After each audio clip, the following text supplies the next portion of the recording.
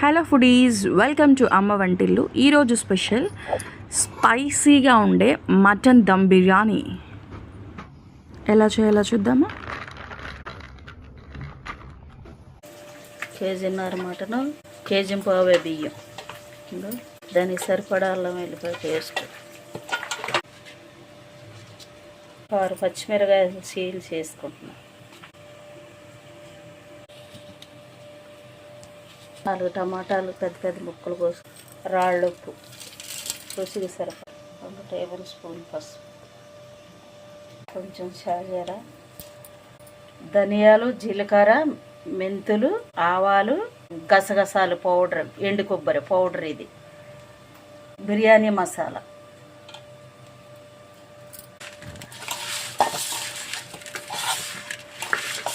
ఇదిగో కారం, పచ్చిమిరకాయలు, గరం మసాలా వేసాం కదా, కారం తగ్గించుకోండి సరిపోతుంది, టేస్టింగ్ సాల్ట్ కొంచెం,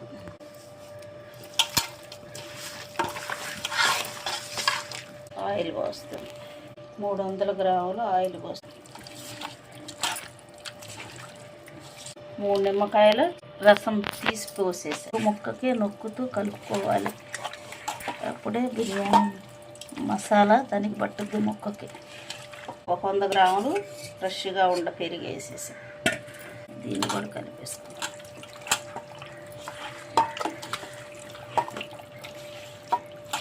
కరివేపాకు, గుప్పుడు పుదీనాకు, కొత్తిమీర కట్ చేసి సన్నగా కట్ చేసి వేసుకుంటాం.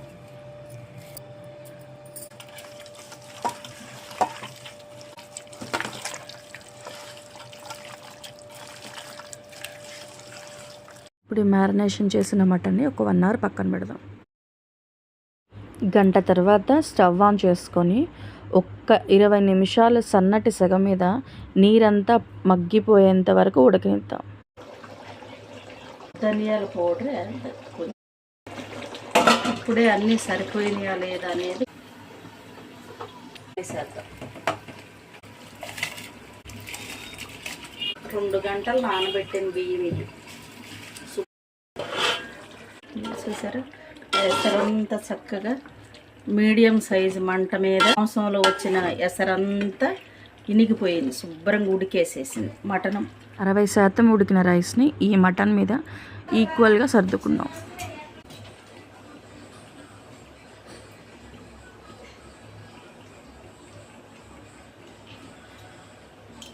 ఒక 2 కప్పుల ఎసరు పోసుకుందాం.